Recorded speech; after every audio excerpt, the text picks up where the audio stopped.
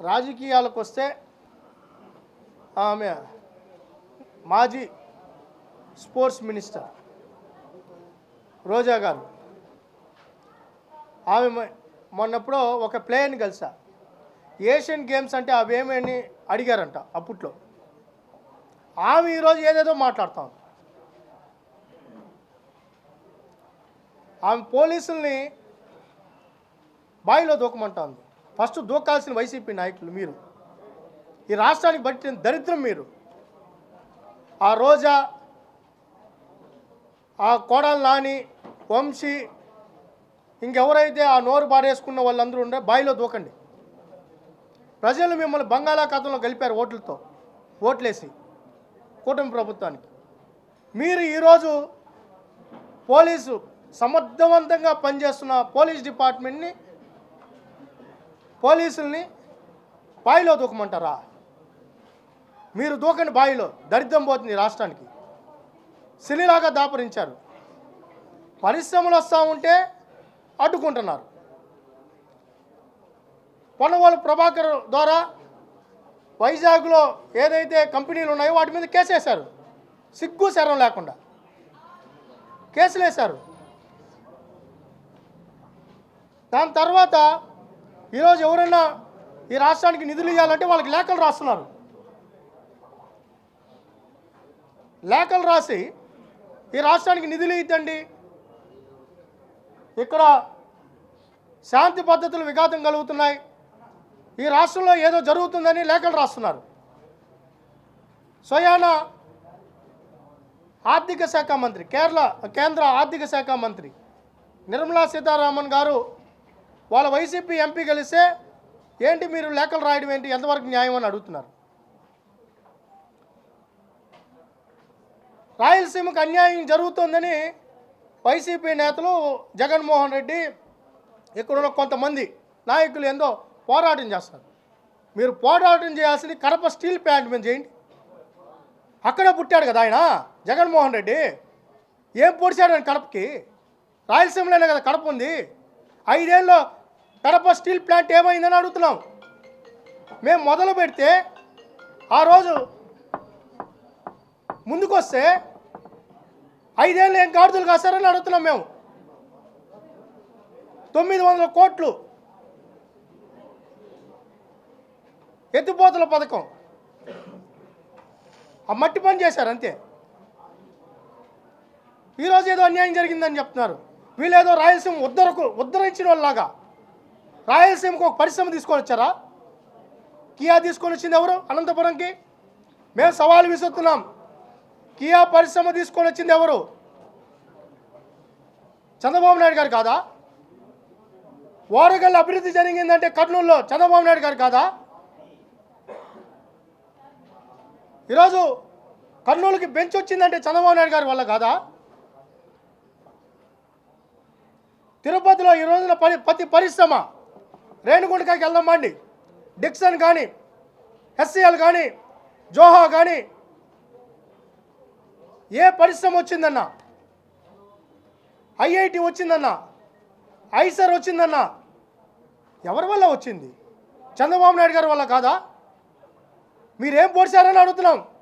Reliance ఇక్కడే ఇదే తిరుపతిలో 25,000 కోట్లతో పెట్టుబడి పెడతానని ముందుకొస్తే ఆ పరిశ్రమను తరివేసింది మీరు కాదా?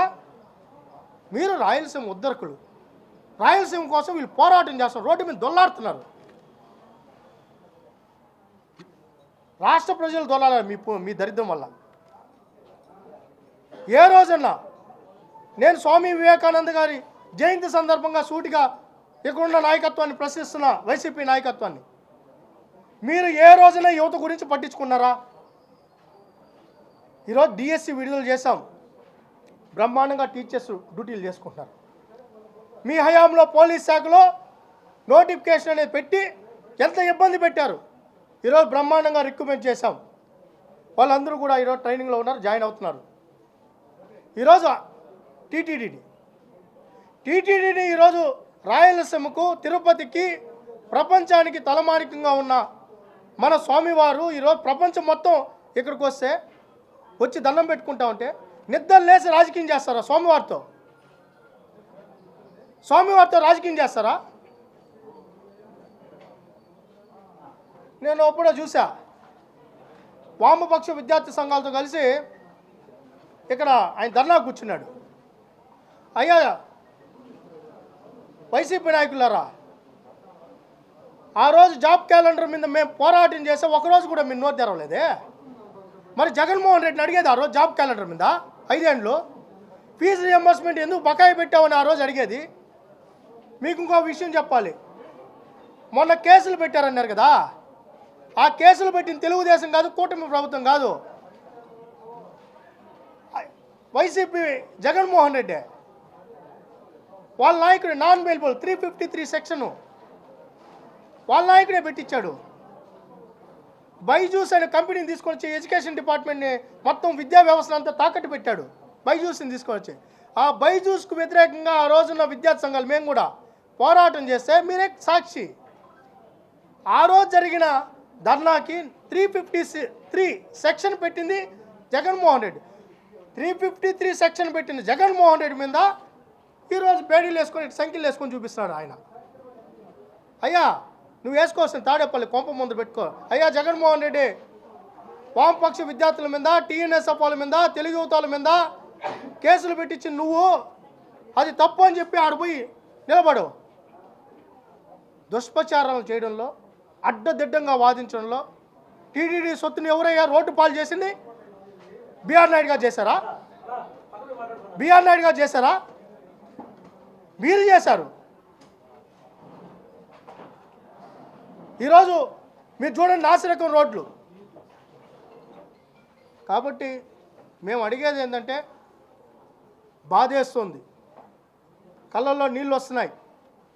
యువత పక్షాన స్వామి వివేకానంద గారి స్ఫూర్తితో ఈ రాష్ట్రంలో క్రీడాభివృద్ధి జరగాలి, ఈ రాష్ట్రంలో ఉపాధి పొందాలి ప్రతి యువకుడు, పరిశ్రమలు రావాలి, పెట్టుబడులు రావాలి, ప్రశాంతంగా జీవించాలి, డ్రగ్స్ రహిత, గంజాయి రహిత రాష్ట్రంగా ఉండాలి, ఉక్కు కండరాలు లాంటి ఉక్కులు తయారవ్వాలి.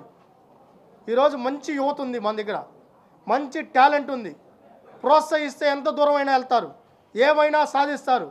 ఆ సాధించేదానికి సపోర్ట్ చేయడానికి ప్రభుత్వం సిద్ధంగా ఉంది.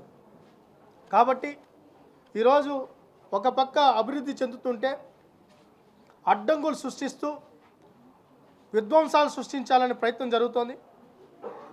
మేము ఒక రిక్వెస్ట్ చేస్తున్నాం, విద్యార్థి సంఘాలకు కానీ, యువజన సంఘాలకు కానీ, ప్రజలకు కానీ, పేరెంట్స్కి కానీ అప్పీల్ చేస్తున్నాం. ఇచ్చిన ప్రతి హామీని నెరవేరుస్తాం, ఇంకా బెటర్గా ఆలోచిస్తాం, ఇంకా మంచి చేయడానికి ముందు సిద్ధంగా ఉన్నాం. కాబట్టి మీ మద్దతు ఉండాలని. ఈ రాష్ట్రం నిజంగానే మీరు ఒక ఆశ్చర్యమైన విషయం మీరందరూ చూడొచ్చు. మీరు కావాలంటే ఏ నియోజకవర్గంలోనో పోయి చూడండి,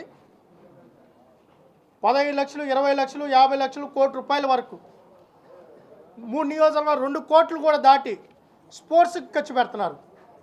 kabaddi, kho kho, volleyball, beach games,